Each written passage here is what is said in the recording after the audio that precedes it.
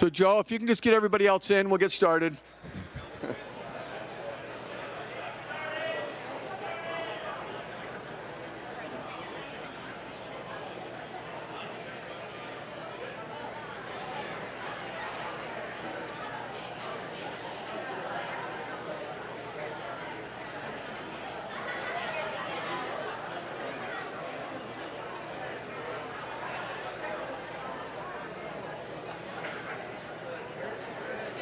Welcome.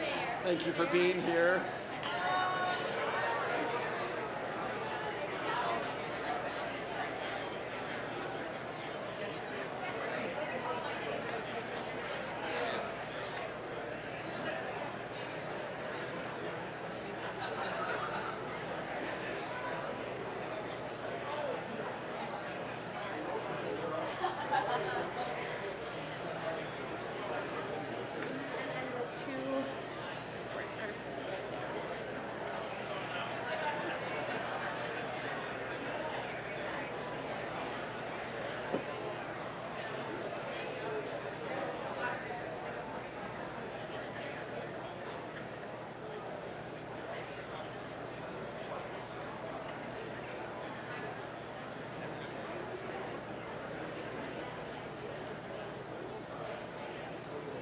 Welcome to our Ambassador Forum. I know we have a few still coming in, and they'll be here. And it looks like it'll be tight on the seats. And so there's one person we did not invite, the fire marshal. But I think we'll still be fine. We'll be in compliance. Interesting on this first slide that this is an indication of how things have changed in life. Even before I can do a welcome, hashtag Gilbert Works. This is the official sponsor, I think, of this Ambassador Forum. So hashtag Gilbert Works on any tweets you'd like to do. And then I can do the welcome and introductions. We appreciate many of our elected officials here. If these individuals are in the room, if they would please stand. And you can remain standing. And you can wave hands, Congressman Matt Salmon, Supervisor Steve Chukri, Candace Koppel representing Supervisor Danny Barney, Buchanan Davis representing Senator Flake, State Representatives Addie Farnsworth, State Representative Warren Peterson, Gilbert Town Council members, school board members. Thank you. Another big round of applause for that group.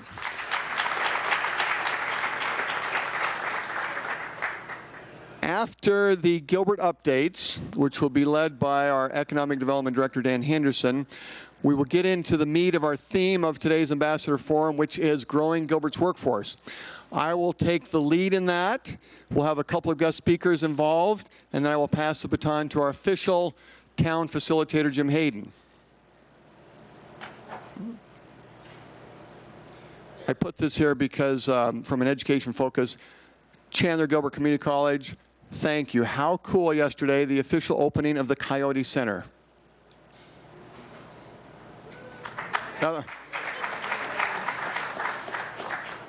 This PowerPoint slide will be sent to each of you. So if I go too fast, just know you'll get it later. As far as communication and receiving information from Gilbert, this is our website for economic development with our tweet links and so forth. This particular forum, we're now several years where every 6 months we gather together, and this is the background, that in our area, we realized that we needed to make sure that what we called ambassadors, and I know that's a term that is used in many different settings, but our ambassadors would be informed about what's going on, that we would have a chance to connect our local leaders, and then you would leave with encouragement, empowerment as ambassadors to go out and help us spread the Gilbert name.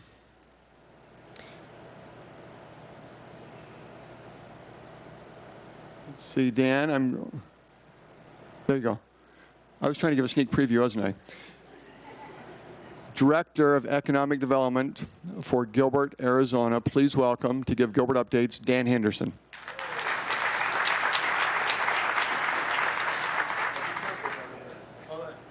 And Dan is letting me know that tonight is a town council meeting, And there's something about we're supposed to have a split screen with a football game blackout. Am I supposed to black out tonight? And if the meeting is done faster than normal, is that okay too? That's great. Yeah. And is that something to do with ASU Sun Devil fans here? It has everything to do. Okay, thank you. I now give the mic to Dan. There you go. Thank you, Mayor. Well, good morning, and thank you for joining us. We have a great lineup of a fantastic panel that will talk to you about growing Gilbert's workforce. And before we get into that panel discussion, I want to provide to you a brief overview and an update on some of the things we're doing in our Economic Development Office.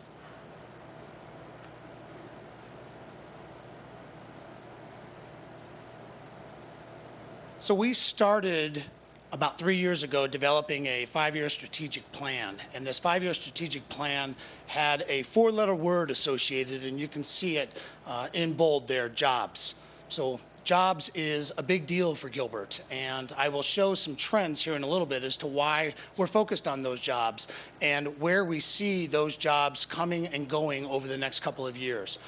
But real quickly, what this slide is meant to do is give you a brief insight into what that 5-year goal is, 10,000 jobs. We want to attract, grow, and retain 10,000 jobs over the next 5 years. And candidly, we do it with all of you, and we do it through our stakeholders and our community partners. In addition to those 10,000 jobs, we are focused in bringing in $1.1 billion in capital investment, anticipate working with about 200 companies in order to deliver that CapEx and those jobs. And we want to deliver comprehensive strategy focused on science and technology. And so some of the trends that we're seeing, and this is a very small map, but you can see sort of graphically what this map shows is a center of attention in the lower right-hand corner. You can see some densities there. And what this map is designed to show is in an employment corridor known as the Higley Corridor, anchored by Banner MD Anderson. This is the reach of the jobs that go to work at Banner MD Anderson every day. And so you can see by an employment corridor and by a significant employer in the community, the reach of jobs carries well out into the community. And that's why we're focused on growing Gilbert's workforce. While that's fantastic that all of these folks drive into and out of the community every day, we want to increase that intensity and create a center of gravity around Gilbert. This slide, again, very small, and you're getting all of this information as a follow-up. So when you get back to your desks today, you'll have these presentations and these slides.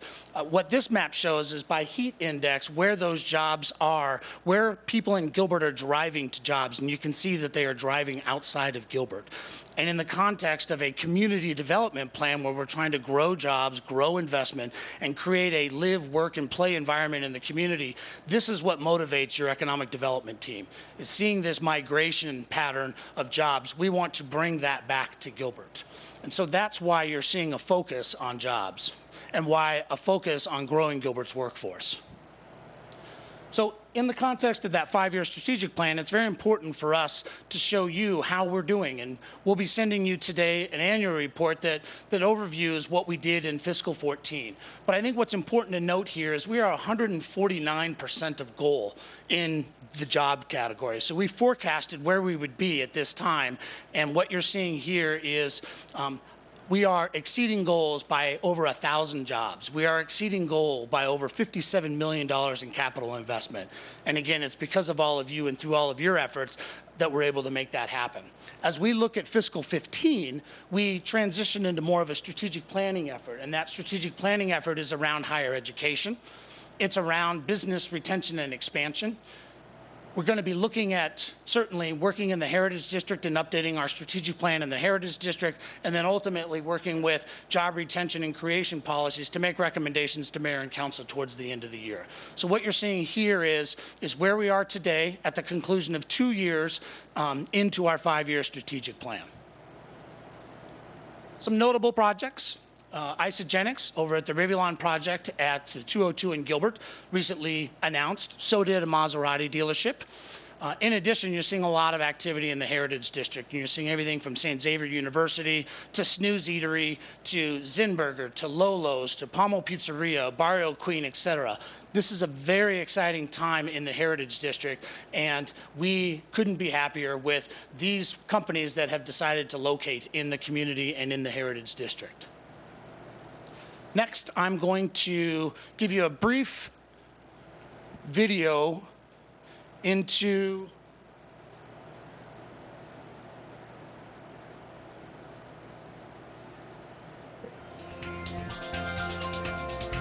Gilbert Size Up. This is a business intelligence tool that we brought to the community, specifically targeting small and medium-sized businesses. We're here tonight to have a launch party for Size Up LBI, which is an online tool designed to help businesses make smarter decisions through data analysis. It provides you with access to resources and information on suppliers and customers. It also can help you identify locations to locate your next business. It can also help you compare your business to other businesses in your same industry sector so you can see how you stack up. This is a totally free tool. The town of Gilbert has purchased the licensing for this tool, made it available on the Gilbert EDI website, and businesses of all shapes and sizes can access it and use it to help their businesses grow. One thing that we know that large companies do is they spend millions of dollars trying to figure out where the best spot is for their company. And this tool really allowed us to provide something valuable to our clients that maybe didn't have that level of resources. Thank you for the Economic Development Department for putting this together and bringing this resource to the business community.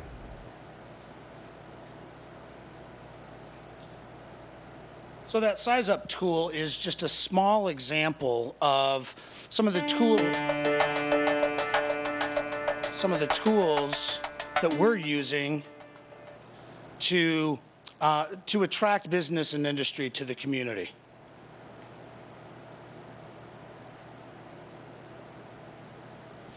Next, I'd like to talk to you about another initiative focused on foreign direct investment, something we highlighted at our last Economic Development Forum, Mayor's Ambassador Forum. This idea of Global Connect works with some of our business partners like the Arizona Commerce Authority and the City of Mesa to grow and expand companies looking to do foreign direct investment or expand through exporting opportunities. It's a free workshop. It's designed to be a resource of information.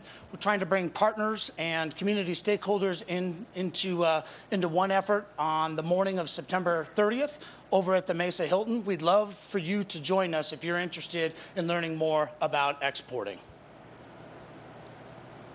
A couple of other quick updates. Tourism update. What you're seeing is under that Discover Gilbert, Arizona is a new branding initiative around Gilbert's tourism efforts. And so while we are ramping up those efforts, it's important for you all to know that that tourism is an export industry. It's one of the largest, it is in fact the largest export industry in the city or in the state of Arizona.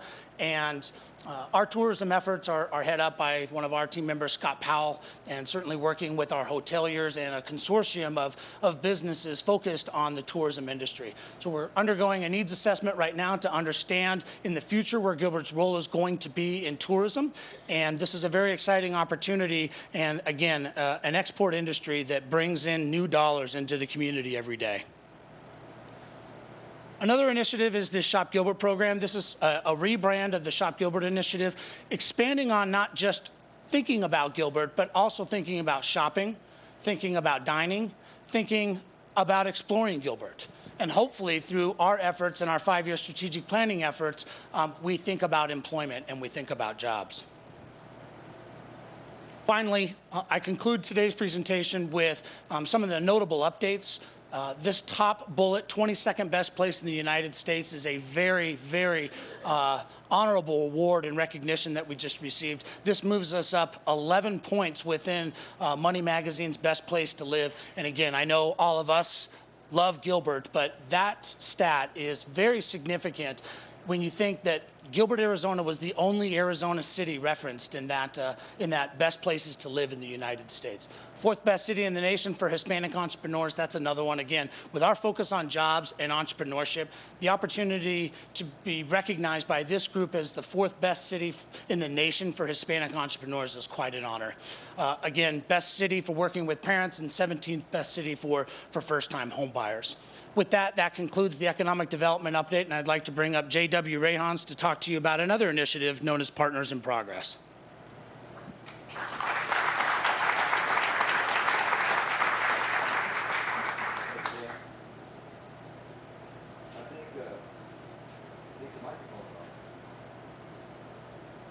I think that as we look around the room and we see that this is a testament to why Gilbert is experiencing some of the growth and expansion and excitement that we are, is all of you involved in the community. So as I introduce and talk a little bit about Partners in Progress, I wanted to give you just a brief history and background of the program to kind of bring you to why it's relevant to our conversation today. So in 2011, Partners in Progress was a program developed by the Gilbert Chamber of Commerce, but it was done in partnership with Chandler Gilbert Community College, ASU, and the town of Gilbert. Because as we know, when you bring those types of organizations together, that's where progress is developed. And as we found through this program, the mission was to build or facilitate a healthy Gilbert business environment for growth, expansion, and retention, which are words that you just heard from Dan as well in terms of economic development. Now, when we look at this retention program, what was important is that we found out from the business community what are the most important issues, what are the most important concerns, what are the most important successes that are going on within the business community. And that brings us to why this is a relevant conversation for today, because what we found is, regardless of industry, regardless of the type of company, regardless of the service or product provided, workforce readiness was the top concern that we heard over and over from several of the local business leaders. And so what we did, and this morning I get the opportunity to announce the launch of a website that really becomes a hub for important and interested parties to connect and engage with each other in a variety of ways. So first, from the business community, and you can see the website on there, partnersinprogressaz.com. I would encourage you to go to that website, because as a business owner, or as a business leader, this is an opportunity for you to profile your company. This is an opportunity for you to say, I want to be involved in the education community. I want to be a speaker in a classroom. Or I'm willing to give a tour of our company so that students can really see what goes on in the real world. And so there's opportunities to be able to do that. Now, from the student's perspective, it gives them a way to go to a single site and learn about various careers, whether it's through the career videos or other pathways, but a way for them to see what's going on in the business community. They'll be able to view those profiles. They'll be able to see, where can I get involved, or where can I connect with different business leaders in a way that's going to allow me to get some experience, in a way that's going to allow me to be more ready for the workforce. And then for the teachers or the educators, it's also a way that they can have a place that if they want people to be engaged in their classroom, or they want people to be engaged in the district, they have a place they can go for that as well. And also share in their educational process of, how do I create more of a business-friendly, or how do I create more real-world experiences inside the curriculum that we have with our students.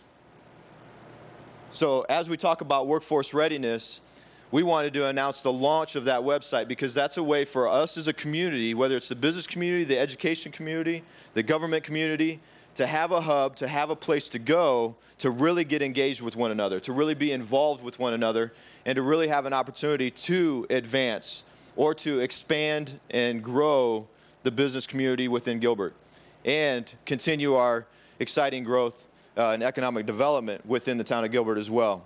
This gives you a way to be involved in Partners in Progress if that's an interest of yours. We do have some companies that have invested into this program since 2011 until where we are today. These are companies that, when they view Gilbert, they know they want to be involved in something even greater than just their company. That's why they've invested in this program. So I appreciate the opportunity to share with you this morning some of the other things that are going on in terms of economic development, but really in terms of workforce readiness right here in our town to get us all engaged together. So thank you. Mayor?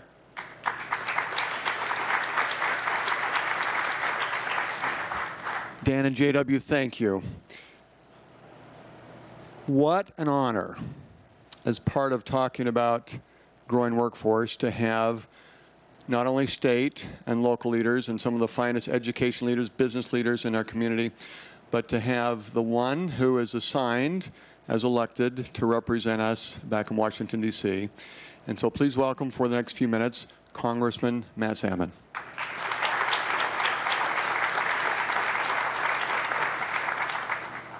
Well, thank you very much, Mayor. It's really an honor and a pleasure to be here in good old Gilbert, Arizona. As most of you know, my congressional office is actually in Gilbert, on Gilbert Road between Elliott and Guadalupe. And we're really, really proud to be there. In fact, I think it's the first time in the history of Arizona that a congressional office has been placed in Gilbert. We're really proud that we started that. I did that because I really like the things that Gilbert's doing in many ways, not just economic development, but I really like the way that Gilbert has laid its landscape out. It just feels so down home. You know, I feel like when I come back from Washington, D.C., I just need a real jolt of down homeness. And when I come to my office in Gilbert, I always feel, you know, just a sense of peace, and it's just so beautiful.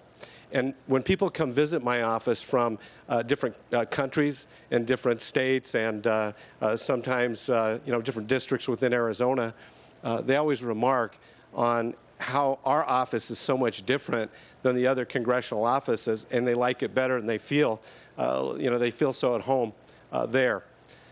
This is actually my fourth term in Congress. It was a little bifurcated because I had a 12-year hiatus.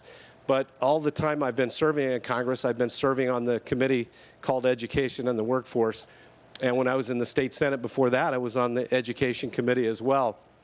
My daughter, oldest daughter, has a master's degree in early childhood education and has been a kindergarten teacher. Right now, she's a caregiver for 4 beautiful grandchildren that I have, while her husband practices dentistry here in the East Valley. So we live and breathe education, and there is a great nexus between education and business development. I mean, it all stands to reason.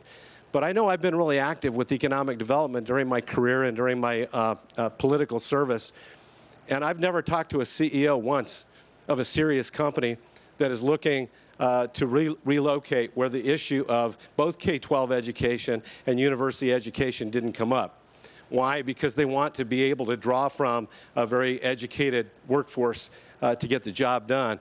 And so I'm really pleased. You know, I've got a great relationship with our university presidents, with our chancellor of our Maricopa Community College District, with the president of Chandler Gilbert, with the school superintendents from my district. And in fact, I have a committee that reports to me that is comprised of many of these leaders that I meet with on a very regular basis, because I don't have all the answers, but I know where to find them. And so I ask the people that I respect the most in that arena for their advice and counsel. And what I've really learned is that many of those education leaders, they want to become unshackled.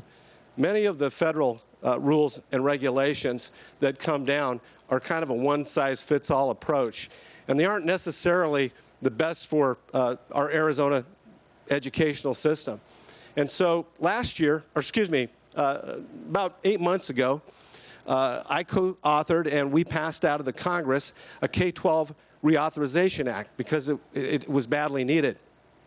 And it consolidated a lot of the programs, but it put the flexibility back to the states and the local districts to be able to determine the best outcomes for the children that they're responsible for. I've tried to do the same thing with our universities, and as such, I introduced a bill about 6 months ago, and about 8 weeks ago, it passed the House unanimously. Every Republican and every Democrat voted for it. And the president said that he would sign it into law. It's called the Competency-Based Education Act. We all know how expensive tuition's been getting in our state. It's going up and up and up and up. And part of that is because the commitment from the state for funding has gone down and down and down and down. And so to meet the difference, the colleges and the universities have had to raise tuition. So this Competency-Based Education Act would allow people to get credit for their experience. Probably the single class of people that's going to benefit the most are people returning from the military, our veterans. Because why should a guy that's been, or a gal that's been working in procurement for the last 20 years have to take Procurement 101 and 102? They could probably teach the class better than the instructor. And so it allows people to be able to test out, and based on competency. That's just one example. There are many, many, many examples. And it will allow people to be able to graduate quicker, and it's just fair and reasonable. I held a field hearing here in Arizona. All of our university presidents raved about it, said it's a great thing. But guess what, folks? It's stuck in the Senate. Even though it passed unanimously out of the House, it's stuck in Harry Reid's drawer, along with 384 other bills that the House has passed. You hear the phrase, the do-nothing Congress? Well, it's the do-nothing Senate. We've passed almost every one of our appropriation bills as required by law, and the Senate has passed 0.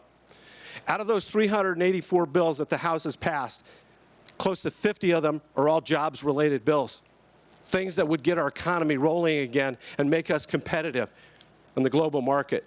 But they all sit in Harry Reid's drawer. He's done nothing with any of them. And to call me frustrated would be the understatement of the century. I'm very, very frustrated. I think we should demand and expect better.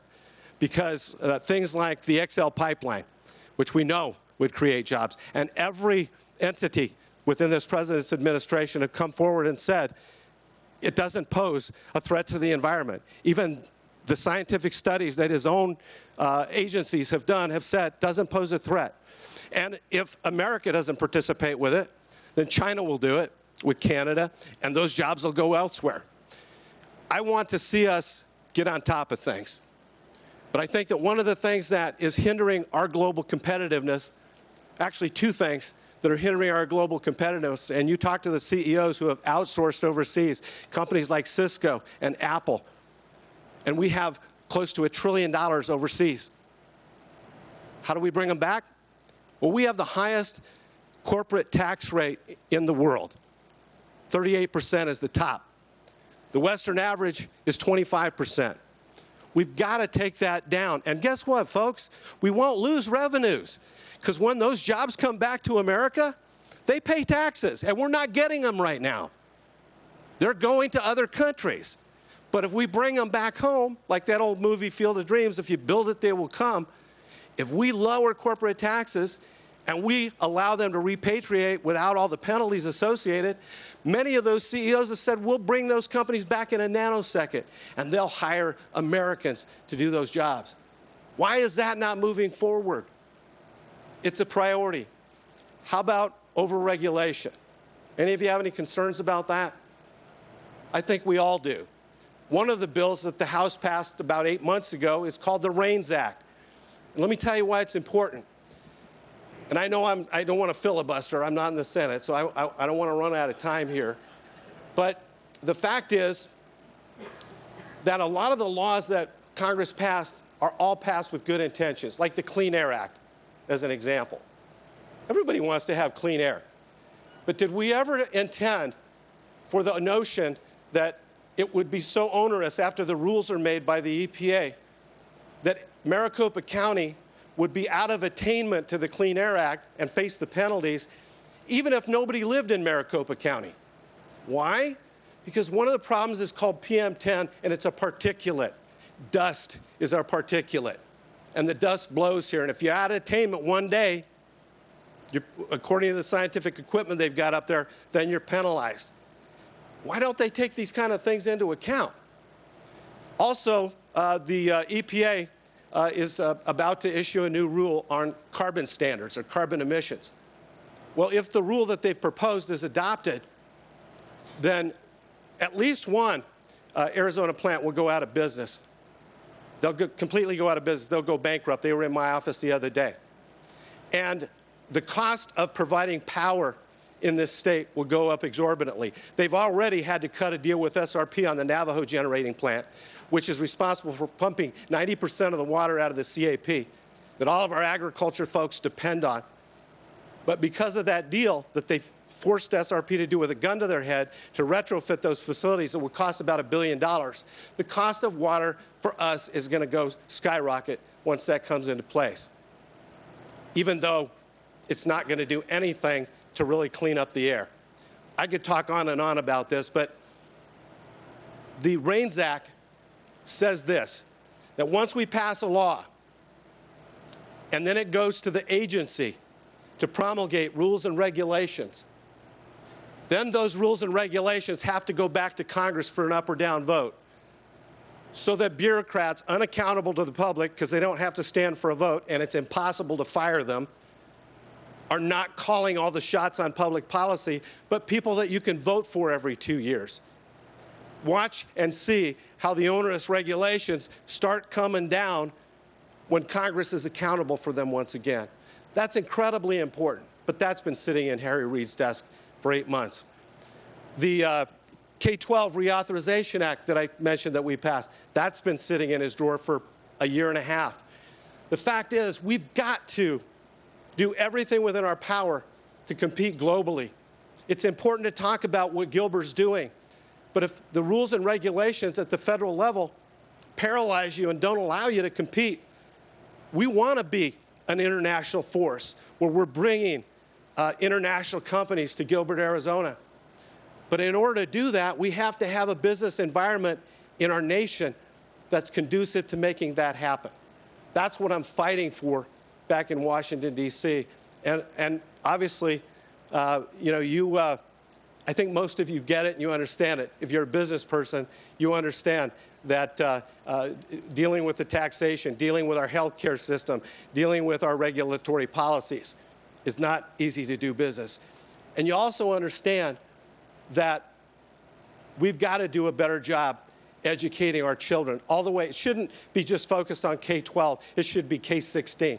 We should be talking about that nexus. We are producing, I think, it's in this, I think the 24 or 23 or 24 in terms of baccalaureate degrees that we produce per capita on a per capita basis compared with other nations.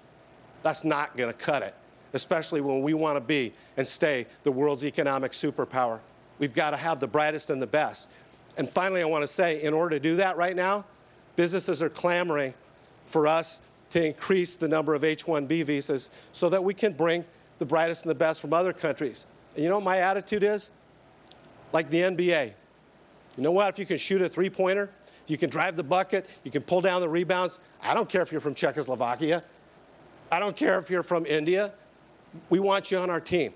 And so we're going to have to increase the number of H-1B visas. That has to happen. The other issue, obviously, is a big shortage of labor. We've got our welfare rolls have expanded nearly twice, double, in the last 6 years. And we've made it too easy not to work. And so we're going to have to find probably people maybe from other countries with a guest worker program to get them to work, because we can't get Americans to take certain jobs here in the United States. And that's kind of sad that, that's happening, but that's the truth. And the fact is, now we have to look toward other countries to provide our labor, because we're not cutting the mustard right now. We've got to do a lot better job, I think, in our schools and hold our policymakers accountable to make sure that when children graduate, they can read their diplomas, and we do a lot better in the math and science arena. I would love to come and just talk, happy talk, but we got a lot of work ahead of us, and we've got to know what we're up against. And that's, I'm thrilled to be here, and Mayor, thanks for the opportunity. Congressman Salmon, if you can just stand right here, just a little bit of passion there. We have two individuals we'd like to recognize, and we're going to have you join. Sean and John, if you could please come forward.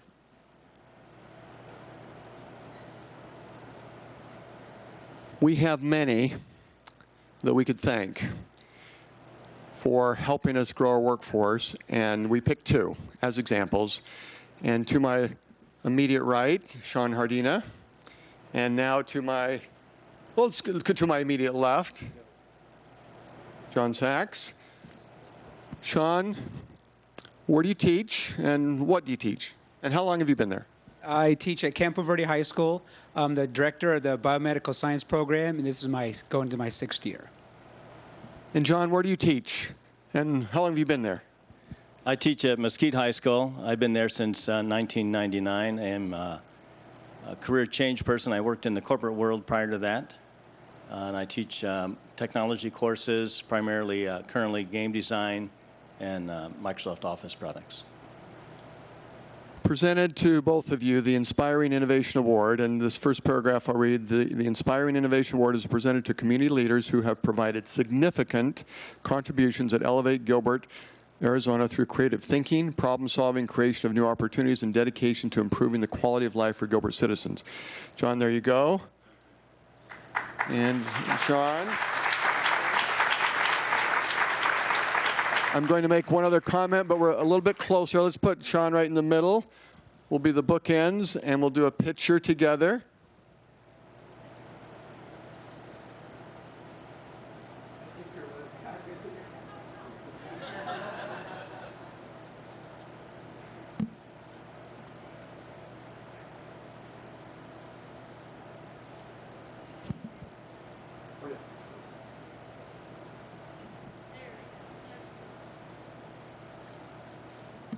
Now, before you sit down, as I said, there's a lot that could have been included, a lot that could be said about these two. When the CEO of MD Anderson came and was a keynote speaker in Gilbert a few years ago, we did a video of the biomed classes from Campo Verde, and Dr. DePino said, please make sure that Sean knows that the world is counting on us. And then he went on to describe, and I'm just not talking about those here today, but he is growing a workforce that will find the answers to fighting cancer. So Sean, thank you. To John, we have had a Spark App League contest to involve our high school students for the last couple of years, known in Gilbert now as Mr. Innovation because of his efforts there. So there's a lot to be said about these two, and a lot of you in the council chambers today, but representing inspiration, one more big round of applause for Sean and John.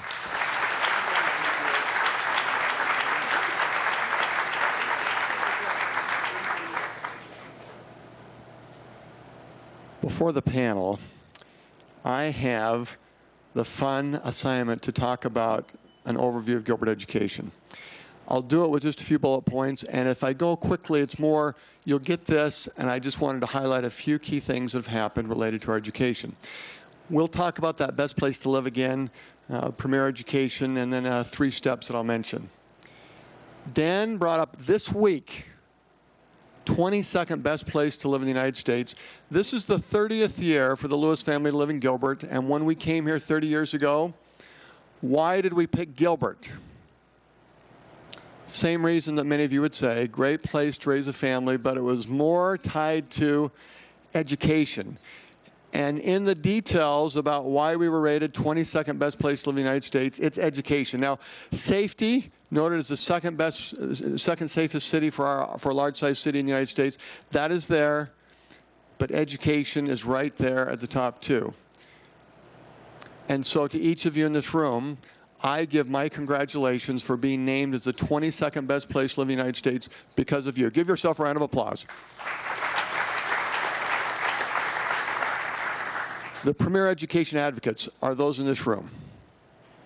The figure at the bottom of this slide, 40% of our residents aged 25 and older hold a bachelor's degree or higher. That is amazing. The national average is 28%. And so we have advocates in our community that know the value of education, and therefore it's part of our culture. This slide came from business leaders to higher education as part of another forum we had, and I just put it up here again. I also want to take just a moment that, yes, I emphasize STEM, but I take a moment at the bottom on the soft skills. A couple of weeks ago, there was a setting, and President Downey, Aviva, you'll appreciate this. Andrew Johns of Johns Refrigeration was talking. Also in the setting was Rick Kentner of Orbital Sciences. Andrew happened to make the comment that his best place to find his workforce was at EVIT. And he said at EVIT they prepare individuals to be ready to take their technical skills and go to the workforce. And then he said, but I can train them on the technical skills. What I need are the interpersonal skills. The number one skill I need for someone to be successful in my business and they can get a good high-wage job is to communicate, to have the customer skills. I don't need a rocket scientist. Well, Rick jumped right in from Orbital Sciences, where we make satellites all over and said, well, I do need a rocket scientist. But he said, in the same answer that Andrew gave, I can have individuals that have 3 PhDs come into Orbital Sciences, and if they do not have strong interpersonal skills and know how to communicate and customer service skills, they don't survive either. So I emphasize STEM, and yet I don't forget the importance of the soft skills. This right here is a long list, hard for you to see. At the top, I start with our 3 school districts, all A-rated. And then tonight, we will be recognizing the Higley Unified School District in our council meeting, the one that I'm supposed to hurry so we can get to the blackout Sun Devil UCLA game. I'll do my best. And we recognize our 3 school districts, all A-rated. We also have 26 charter and private schools. And yes, if I had more room on that screen, I would have put some of our preschools that also have some great distinctions in our area. Total number of students. Now this slightly misleading because it takes all of Chandler and the Gilbert Public Schools, about a third is in East Mesa. But if you total that up, and then the bottom with the charter schools, that's about 103,000 premier education recipients. And they're doing well. When you look at the national graduation rates, Gilbert is 89, 90%, high above the national averages and the state averages. The STEM programs, they're off and running, and they're doing well, and that's because of your leadership. I put next to the STEM programs that STEAM. I've done this in other settings, and I just kind of slip it in. It's not emphasized today, but the arts program that we make part of STEAM is also so beneficial, and we thank you all for the involvement there. As far as steps, I wanted to point out, I aggressively volunteered to be part of the Arizona Mayors Roundtable. There are 12 mayors in Arizona that are part of this roundtable focused on enhancing education. One of the recent discussions we had was about graduation rates, and in the country, it's still a struggle. Yes, Gilbert ranks higher, but at the same time, we are recognizing that all need to graduate. And there was a study done, and it was not to be negative, it was more just from an economic development impact. If someone does not graduate from high school, what does that mean? And the methodology describes this in great detail, and we presented it at our website a few months ago, but just a number that in Arizona, this year, 18,000 students will not graduate, and over their lifetime, that's an economic development impact in a negative way of $7.6 billion. So if we were to focus at one step on what we can do from an education standpoint, it would be to say that the best economic stimulus plan is a diploma. And so as leaders, we work to make sure that happens. Now, we've had other forums about college ready. And I just put this up from a prior forum that we still have about a fourth that when they get to college are showing signs that they're not ready. So we keep working on that. The ambassador called today. This could be another summary statement that I appreciate this quote from Eddie Basha. And that's her call. It is to make education our business. It will feed our future. Recently, I met with some of our business leaders, and this is a quick overview of some of the discussions there. Part of this meeting was to give me feedback as mayor what I could be doing in the community, and then to talk about not only with Gilbert Education, but workforce development, what they could be doing. These were some statistics that we talked about. And that, again, highlights from a workforce development standpoint that we have some challenges, and yet, as a team, we work together to address those challenges.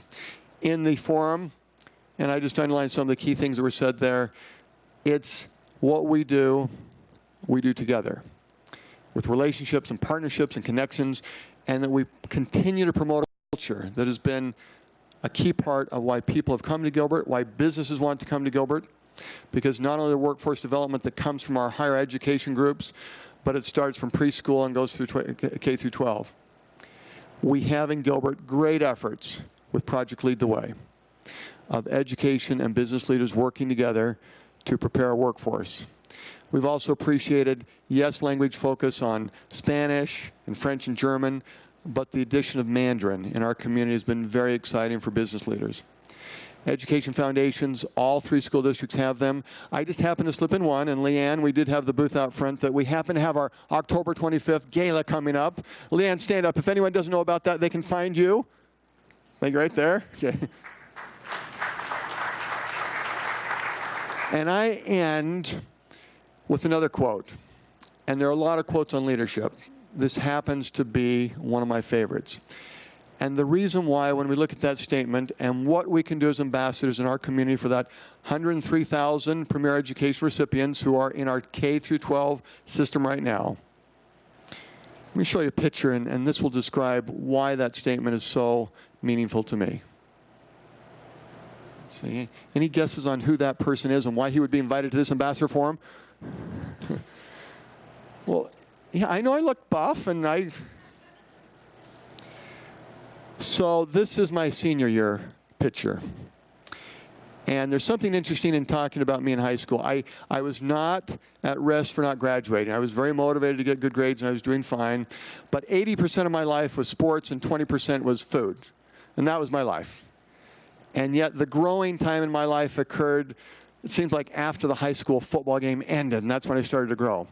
So from a confidence standpoint, you know, maybe I was wavering a little bit, but I had the vice principal of my high school call me into his office April of my junior year, and he sat me down, and I wasn't sure if I was in trouble or what was going on.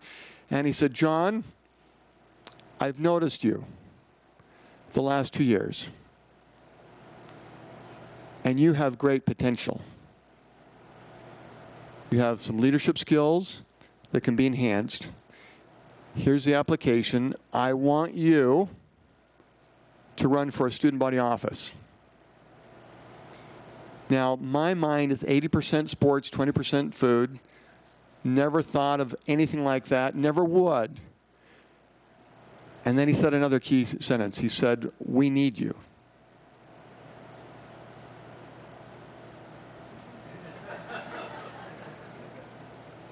What not only up here was pasted, but it came right here the way he said it. I've got potential. Me.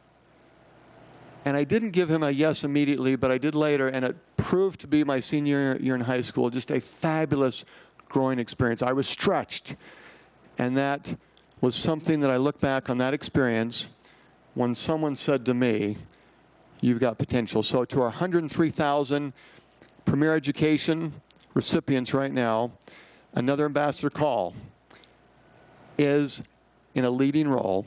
Make sure they know they've got potential so that they come to see it so clearly that they believe it themselves.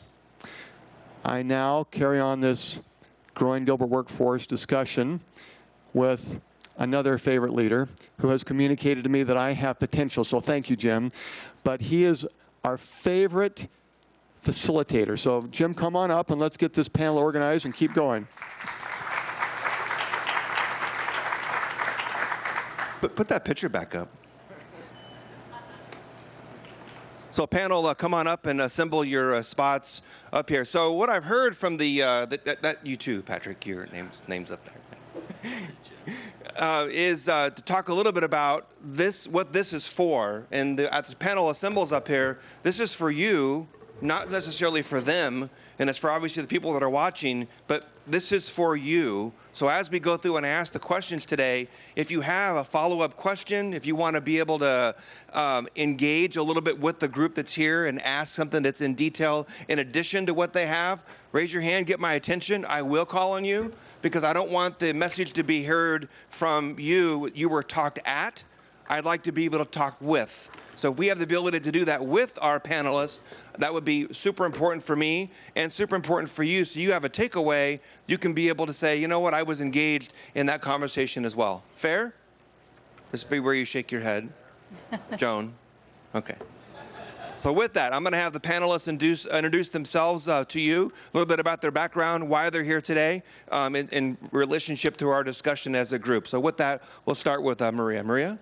Good morning. My name is Maria Reyes, Dean of Career and Tech Education at Chandler Gilbert Community College. It's my honor to be with you this morning and discuss workforce readiness and what we can do to be a partner in that process, what we already do. I have a background in engineering and work very closely with many of the CTE programs in our K-12 system, as well as what we offer at Chandler Gilbert. Good morning. I'm Christina Kishimoto. I'm superintendent of the Gilbert Public Schools. I have about 3 months of experience in Greater Gilbert. I come from the East Coast, where I was superintendent of Hartford Public Schools. I'm very excited about today's conversation because I'm a deep believer that there's no separation of community, economic development, and education. Good morning, everybody. My name is Maria Hesse. I'm a Gilbert resident, first of all, so my family has benefited from the Gilbert K-12 systems, as well as the community college and the university systems here. I currently serve as the Vice Provost for Academic Partnerships at Arizona State University, and I'm also President Emeritus of Chandler Gilbert Community College. Good morning, I'm Gene Feldman. I'm the owner of a company called Nexus Steel.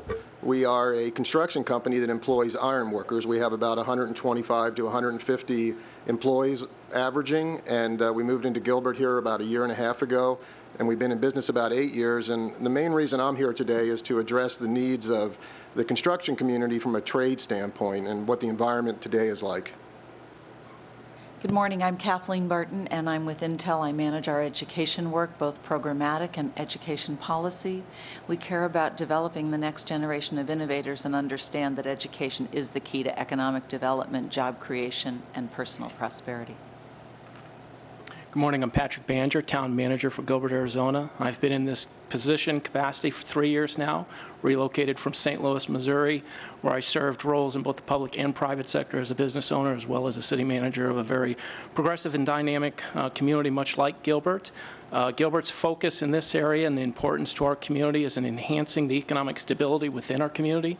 We do that, and we have a strong focus on development and business development to bring those high-wage employers and those industries and jobs of the future to our community. And in order to be successful in that goal, we've got to have a workforce with the skills, the education, and the capabilities to fill those jobs and ensure success for those employers. So a two-pronged approach for us, but it's vitally important to our future. Thank you, Patrick. I just got done doing a selfie back here for, so remember this up here, hashtag Gilbert Works. So that's encouraging you to take out your phone and no, Mayor, don't look at your email. Yeah. Okay, just checking. So our esteemed panelists today, and I think the key is for us to understand what we're here to talk about today, and that is our workforce and the growth of our workforce. So the big number to remember, we've talked about a little bit today, is 103,000, that 103,000 students. So as we focus today on that group of people that we want to be able to bring into our workforce based upon education and diploma, we have the ability to do that. So we have a few questions today we're going to be asking the panel. Again, if you have a question, follow-up, you'd like to get further detailed on, raise your hand. I'll get your attention. You get my attention, I'll come up to you, and you'll be able to ask that question. But I want this to be interactive between you as well. So our first question for the panel is, what collaboration needs to exist between government, education, and business to further development the future workforce? I can address that. First of all, I'm a trade, so I am a construction company, and we're not generally looking for people that are graduating from college. We're looking for people that are coming out of high school, most likely. And keep in mind that probably most of what I talk about is indicative of the trades in general right now.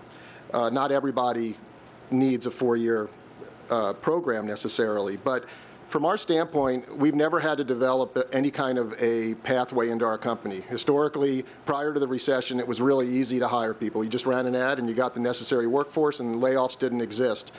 For most of us, that world has changed dramatically in 2008, 2009, when we went over the cliff in construction and tens of thousands of workers left Arizona. They're not coming back. There's no signs they're coming back, and today I cannot increase my workforce in any way. I can run ads for any amount of money. We just simply don't have it, and I think this is indicative of all the trades. You're going to hear a lot about this in the future. So I'm not talking about the ones that come out of college. I'm talking about the ones that come out of high school, and I think there's a pool of that. But the reason it's so important to create a partnership with the state, the city of Gilbert, EVIT, for example, the technical schools and the high schools, is to create a path in, because it's not something any of us are any good at. We haven't done it before, and we need some help in figuring out how to create the pathways for those people that aren't going to be going to college necessarily. It may not be right for them. And let them know about an amazing opportunity in the trades that's kind of gotten forgotten. You can work hard and make a lot of money working in the trades and have a lot of opportunity, but the push is more toward the four-year education. So the partnership is critical for our success. Thank you. Other collaboration thoughts? I want to offer an example that, Gene, we probably need to collaborate on as well, is offering alternative pathways into places like trades as well. An example is tomorrow I'm traveling with a partner from APS as a result of our TAC grant, and we're going to observe a program in Oregon called Women in Trades. How can we get diversity in some of these career or these tech areas that for students who've never thought of these opportunities as career opportunities? I have 2 female students in a program called Electric Utility Technology, and we're looking for ways to support that and then grow that as opportunities for students that never even dreamed of doing these things. I'll let you know what we learn tomorrow in Oregon and what we bring back. I would just add to that in K-12 education, the partnership piece is so critical because for so long we know that there's been 2 to 3 decades of recent research that really talks about the question of access and who has access to quality education, and then ultimately to the workforce. Who are we preparing through our public education school system? I like Tom Friedman's work, that The World is Flat, which talks about the globalization of our economy, of our world, of our society, but also about our education system and the fact that we have to work together because the access issue is an issue particularly prevalent here in the United States, where we have to look at our young women. Do they have access to all of the fields of studies and all of the opportunities? Our students of color, do they have quality access to education across particularly our urban areas? And as they start to enter into other of our suburban and rural areas, who has access to these quality programs? And as I look at Gilbert education system, I'm looking at these great programs we have, and I have to ask myself as the leader of this district, do all of my students have access to these great programs, and do they have access to the economic development plan that's in place here in Gilbert? I'd like to add, could I add a comment to that? I think, most of us hopefully had a really positive experience when we were in school and enjoyed the value of being educated, but the vast majority of us have to work. And so I really think that from a very early on period of time, the alignment with business is critically important as a context and frame of reference and example setting for children in early stages, and then much more in terms of the application and opportunity as they get older. The really important things for us are that alignment, and then also the blending and blurring of the lines as students get into high school and get ready for higher education, that some of those transition points and some of those hard distinctions really need to be dissipated. So we need to look at opportunities to start accelerating the skills and capabilities of students earlier in programs like early college and career high schools, advanced CTE, and then with a focus and alignment, though, on areas where we want to grow Gilbert, where we want to grow the state of Arizona, or where we want to have a virtual workforce here that supports the global economy. Thank you very much. Moving on to our second question. What gap currently exists between the workforce what gap currently exists between workforce and the needs of employers for the jobs of the future? So I'll jump in on the on 2 pieces, and going back to the slides. It's not all about STEM, but it's largely about STEM. When we think about the innovation economy that we want here in Gilbert, when we think about the economy that we want in the state, the area of science, math, engineering, and technology is critically important and will fuel the kind of innovation and economic development we want. But I think the other thing, and it came out in the slides, and it deserves being reiterated, are the soft skills. We need students who can not only learn critical content, but that they have the ability to think thoughtfully about it. They have the ability to apply it to problem solving. They have the ability to work in teams and collaborate and form opinions and just work in situations that will allow them to apply the knowledge and skills they have. And we don't have the opportunity today to do that as much in education, and I think there's plenty of opportunities to do that going forward.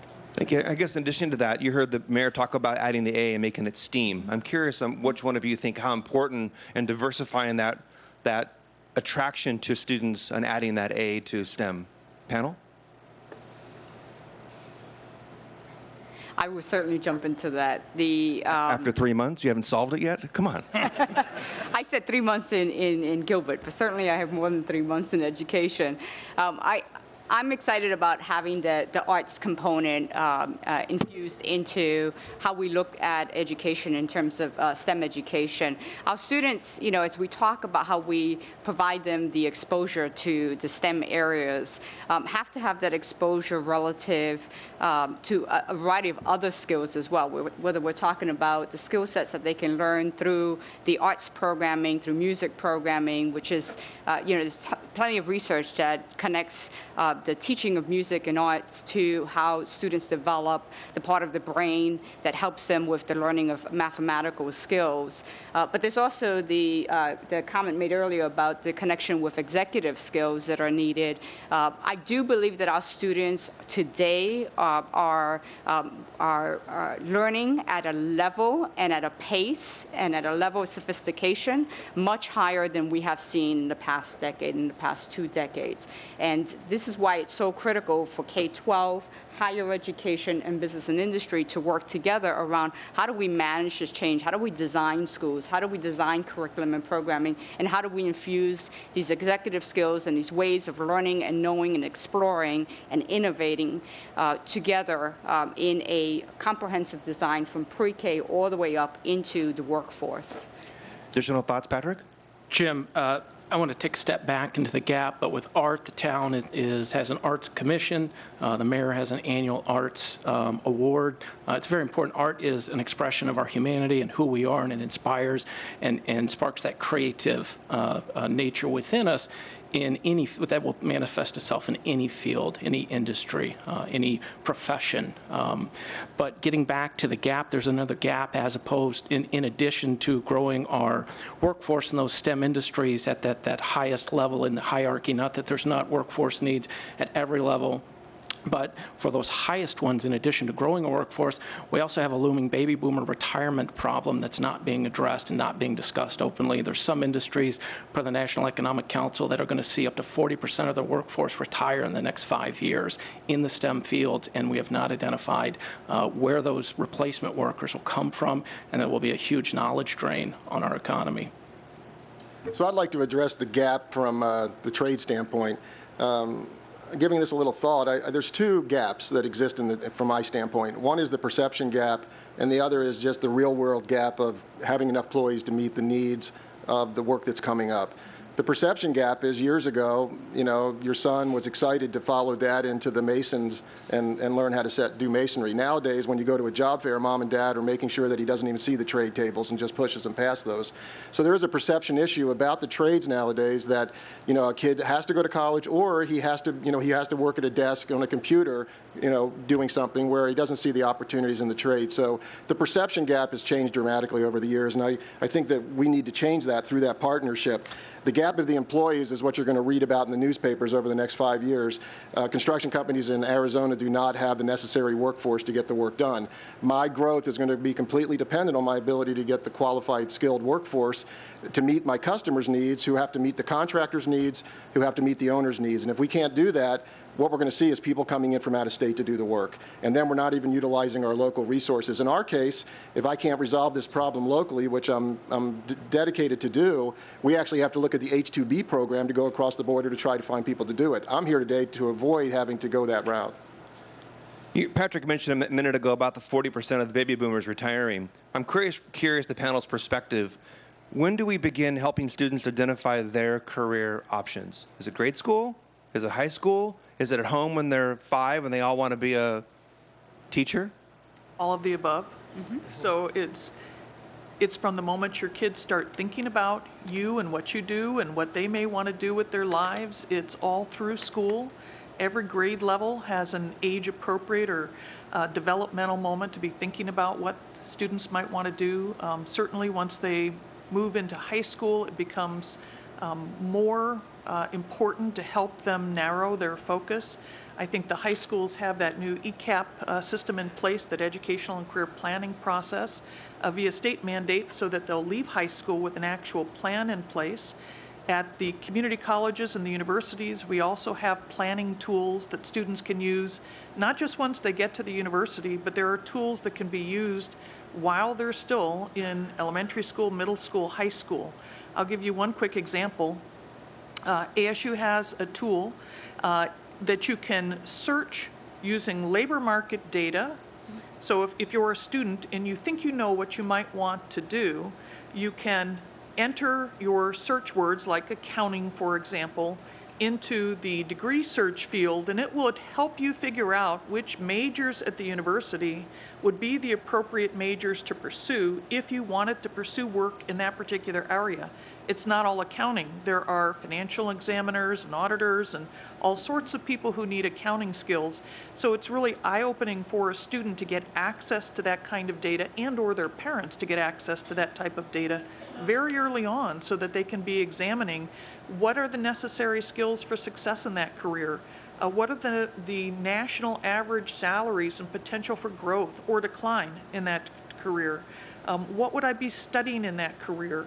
All of those kinds of things. From every age, there's a moment to begin talking about careers and who you want to be and what you want to become in life.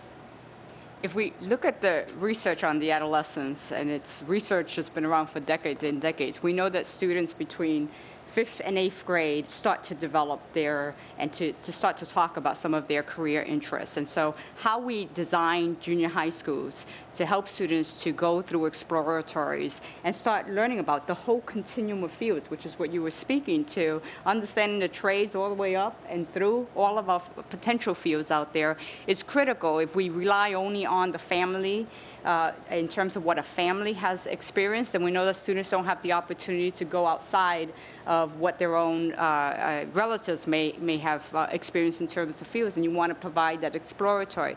We also have to, as a community, not be afraid to think about redesigning schools around our needs. And I think in K-12 education, higher education certainly sometimes is hesitant to make changes quickly enough to be responsive to economic needs. But it is a partnership. It is about working together.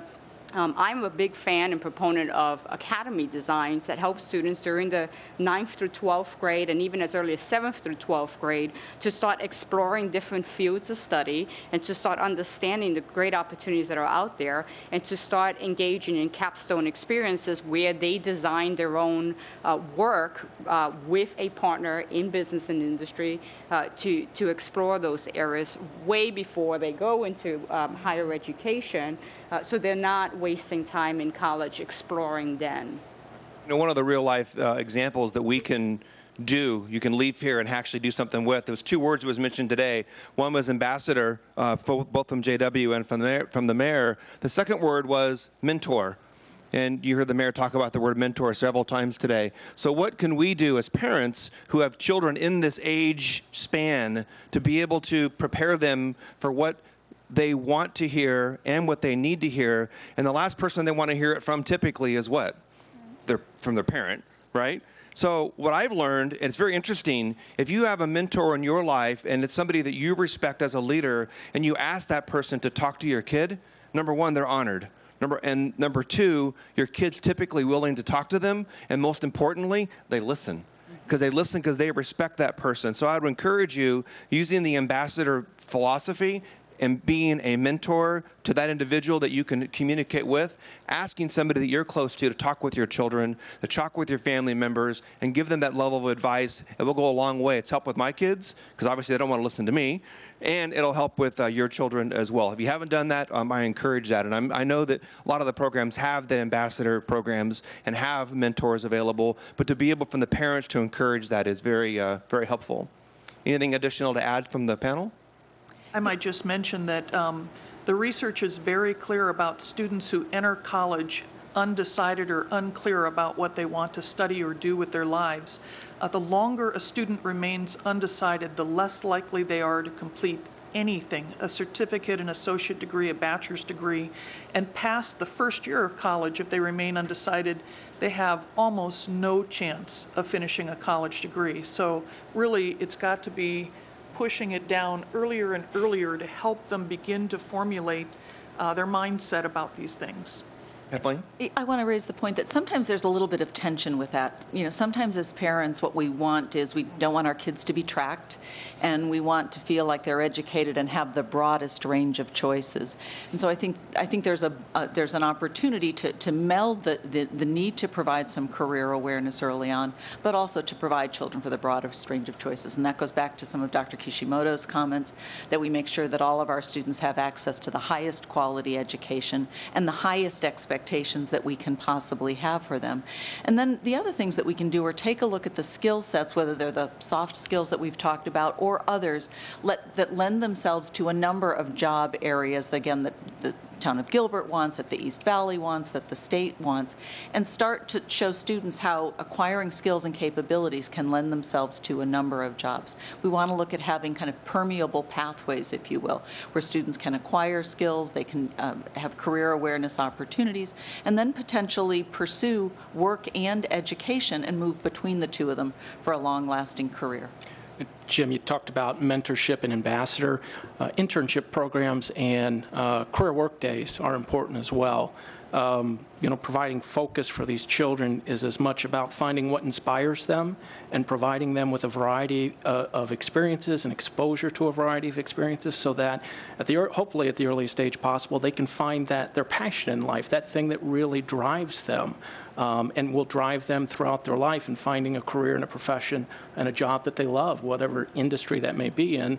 For me, I have to thank my father. I think it was age 5. He sat me down and he said, "Son, I need you to think about this. It's very important, and you need to focus in on it, because at age 18, I'm kicking you out of the house. So you've got a little bit of time to work on it between now and then, but at 18, you're out of this house." So that was very inspiring. So when he was 5, he says, "You're going to be a town manager." Yeah, well, you need to prepare yourself now to be able to do that. Sometimes I wonder how I ended up a town manager, but it's something to think about. But what as we are 5, 6, 7, 10, 12, 15 years old, and you think about what I want to do, and reality is, what did we actually become what we thought about when we were that age? And I'm seeing a lot of head nods saying no. I'm curious from the students who you look to mentors. I'm curious from parents out here what you've used as a best practice, or from an educator perspective, what you've seen to be very successful. I'm open up to those ideas as well, and talking about what you've done or what you're doing and how we can best mitigate that. And I think it's really important when parents do sit down with you, what are they doing? You were going to say something in addition, Kathleen? I'm sorry. Oh, I was just going to add that, you know, I really feel we need a broader group of alternatives. And I'm dragging this back to the trades again because there's going to be such a tremendous need for it. But I kind of feel bad for kids today in a way, because if they're not heading in the direction of most of the kids going into college, there's a tremendous amount of pressure on them to figure out what to do, and that can be very stressful for them. If we could present alternatives to them earlier, maybe at the beginning of high school through internships or even field trips to go see what it's like to build a building and the pride you can take in running that project or working on a project, that would really demonstrate to them what the alternatives are. And I don't want to lose sight of the fact that we have to have this broad spectrum of alternatives for kids, but we have to have a way to introduce them. And my company is happy to do that, you know, is to partner on those kind of things.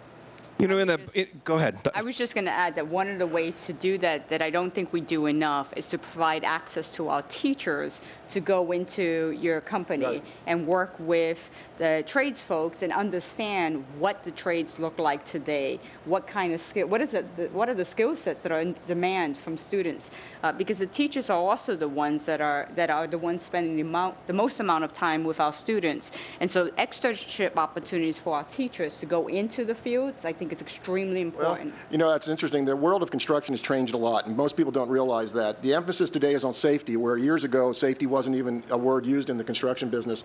So a lot of people will perceive our industry as a bunch of big, giant guys walking on steel and falling every day. Well, that's how it was. And today it's different. There are a bunch of little guys that are tied off 100% at 6 foot or above, very safe, working off of boom lifts and scissor lifts on a regular basis. So the perception of what's actually being done out there today versus 10 years ago is very different the way construction is being done, much safer, much more efficiently, much more professionally too. And the opportunities today are much greater. In my company, you can start as an iron worker, $12, $10, $11 an hour, and in 3 years you can be making $18 to $20 an hour, $60 to $70,000 a year with overtime, and on a path to become a foreman who makes almost $100,000 a year. They don't know that, and they don't realize that that's a tremendous opportunity that they don't even know exists right now.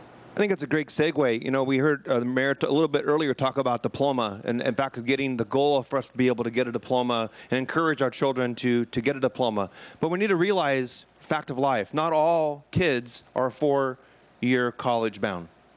And how do we prepare for that? How do we, you heard the mayor talk a little bit about John's Refrigeration and the fact they're using EVIT to be able to help educate and bring on quality workers. But I'm curious in your perspective, I know we're all highly educated on our panel, but how do we prepare these kids, the ones that aren't 4-year college bound? Well, I think that gets to the stackable credential as well. You know, and the apprenticeship. I want to bring up apprenticeship and the competency-based learning, prior learning assessments that Representative Salmon brought up as well, is how can we give credit or help students get on a pathway in the future? They might not be a college participator today, but what about providing that pathway to the workforce or to a different workforce in the future? If they enter a trade right now or enter a different area that they don't even know about or hadn't thought about, we also need to provide those pathways in partnership to give them that opportunity to change that career. We know that students are going, or the workforce is going to be changing more often than they have in the past. And I think it's incumbent upon us in higher education, especially at community college, to provide those opportunities to really re-career, retool in a timely fashion, and that means giving credit for some of the things they've learned and experienced and done on the job and working with you as workforce partners.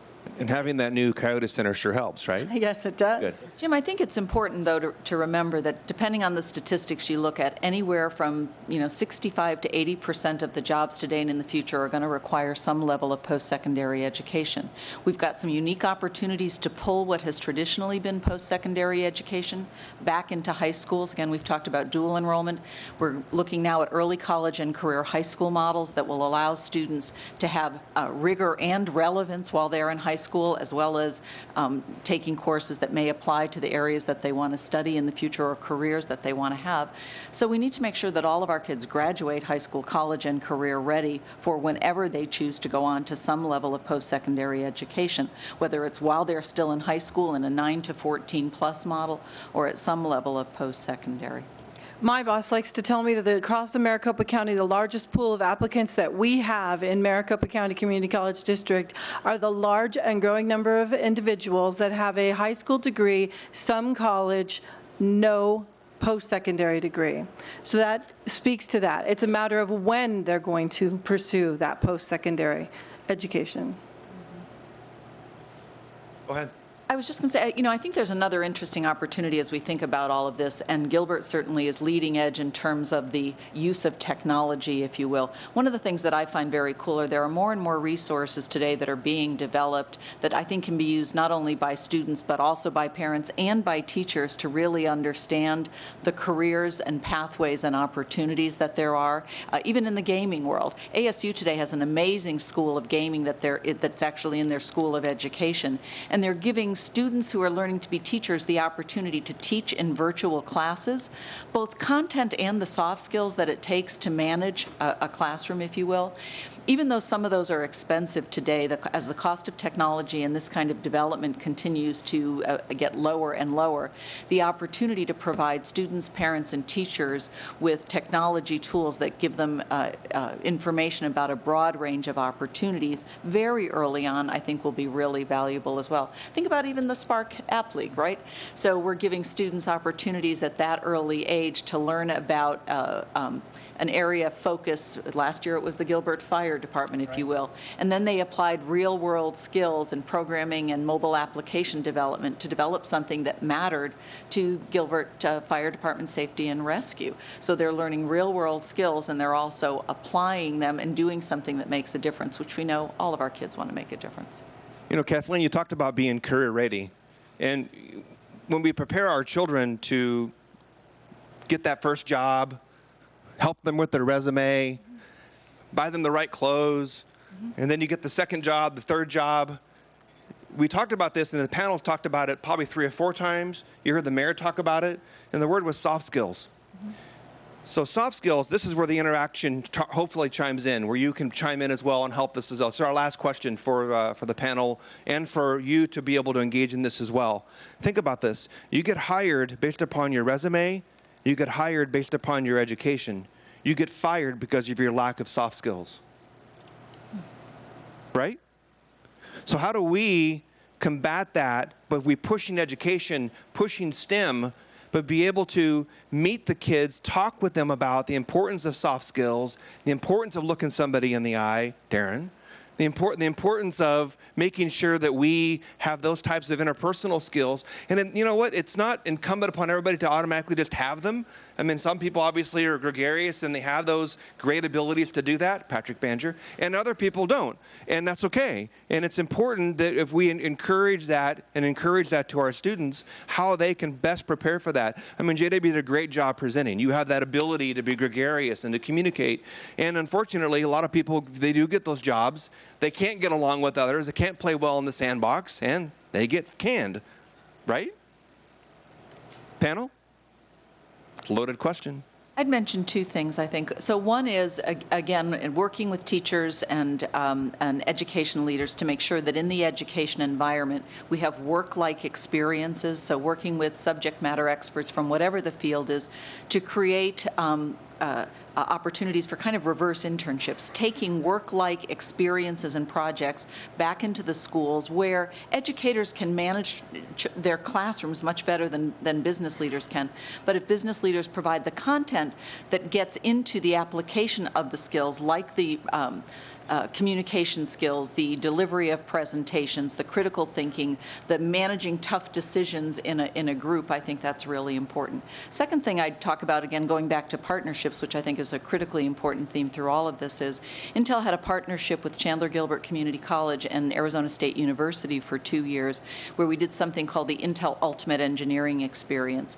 For us, this was with freshmen and sophomores in college, but the model could be applied to high school and for any age group, I think, where we had a group of students come together in a education environment, and then we brought business leaders to them with real-world business kinds of challenges, problems, opportunities, and people to coach and mentor them about everything from the importance of timeliness, the importance of personal presentation, if you will, as well as learning skills and then applying them. And I think that model that was incredibly well facilitated by our 2 partner colleges and with the business community was a really, really good example of an opportunity to meld the soft skills in the real-world application. Can I add the Partners in Progress example as well? Our students are serving as interns and or in service learning environment to interview business leaders and to get the business retention data that the town and the chamber is looking for, and quite frankly that we're looking for as well. We want to know what workforce and what the business leaders are looking for in their workforce. So our students learned what it meant to go in and speak to a business leader or an HR manager. They talked with town leaders, with chamber leaders to find out about what that is, and then performed those interviews and business retention surveys and brought back the data. But most importantly, it was that real world application of critical thinking and speaking with individuals, meeting with the business leaders, talking with the mayor, finding out what business leaders are talking about, and then really learning about what their future employers might want to know and get from them when they're in the workforce. That's super important. Patrick? Jim, could I add one thing? And from as more of an outsider looking into the educational system, but as a father, as an employer, managing a workforce of 1,200 employees, seeing a lot of young professionals come into our organization and join our organization, it's vitally important, as we've been talking all morning about those hard skills in the STEM industries and making sure that we are educating the workforce of tomorrow in science, technology, engineering, mathematics, computers. But the basis of education started around a classical education of liberal arts and developing the entire person. So you not only learn about math and science and computer technology, but you also learn about the humanities, about art history, about philosophy, about the importance of keeping a very strong sense of humility in our lives and being humble and gracious and the dangers of hubris. And I think we're starting to see some of a little bit of a return to that, but I think that we could use a lot of a return to that and really develop the whole person. That's a great comment, the whole person. Have a comment up here? Well, I was going to say from a teacher, because I've, for 23 years, have done teaching and network with businesses. It's almost, businesses say we need this. Education says we agree completely. But if you go into the typical educational system, we celebrate test scores, number of kids in AP class, SAT scores, ACT scores, Ames testing, graduation rate, which is important. However, how many of the things that we base my pay on, base my evaluation, base my job security is truly on innovation, creativity, and soft skills and real-world problem solving? The model we have today was the Carnegie system made in 1850 when one person knew something. And one of the favorite quotes I heard is, the world doesn't care about what you know, because knowledge is like air and water. Everybody has access to it. We care about what you can do with what you know, and do you have the skill and the will. But you go into any celebration, in most places, we post our AIM scores. We post our AP numbers. We post our AP people, which is great. We need content, we need knowledge, but we don't celebrate creativity. We don't celebrate outside-the-box thinking. What we do typically, and just as business also, I think we try and do the same thing 2% better, instead of something completely different 10 times better. Because change is scary and change is hard. So I think we need to go beyond what we actually do. And if somebody says, hey, we should do that, we could so do that, why waste your time? If they say, that's crazy, I don't know how we can make that happen, then that's what we should do. Don't take the easy path. Because I don't know, that's the teacher in me. We celebrate all the traditional stuff of excellence, but then we want you to be innovative. Excuse me, you want me to pass a test, because if I'm innovative, my test scores drop and you don't like me. That's the message we get from teachers. That's spectacular. Thank you. I'm curious, the last question for the panel on this particular topic. As a educator leader, so leading educators, I'm curious, what have you done, if anything, I'm sure several of you have, on specifically putting in place programs to measure teachers' performance based upon those soft skills? So, too early for me to talk about what I've done in Gilbert, but I will say that, by the way, he's a Gilbert teacher. Very proud. Not including today. I'm kidding. We have an education system that has just transitioned to this assumption that in order to have a high level of accountability, you can't have innovation. And one is not mutually exclusive of the other. You can have both. And it's about having high standards for all students and then providing teachers the opportunities to, one, have the discussions around those standards and then innovate in the classroom, and really to allow that kind of opportunity for great teaching to happen without, as a leader, getting in the way of that, and making sure that the systems that are built and designed to not get in the way of that. I will say that the Gilbert Board of Education just this past Tuesday had their first reading of a new theory of action that really is a substantial fundamental change in how we are looking at moving forward around how we are going to do our work. And the idea is to push much more of the opportunity for innovation and for decision-making into the hands of school principals and teachers, and have much more site-based autonomy, which means that your central office, your board, your superintendent have to do their work in leadership very differently in order for that to happen. Thank you very much. Well, wrapping things up, remember the hashtag #GilbertWorks for everybody who is tweeting. Big round of applause for our panel.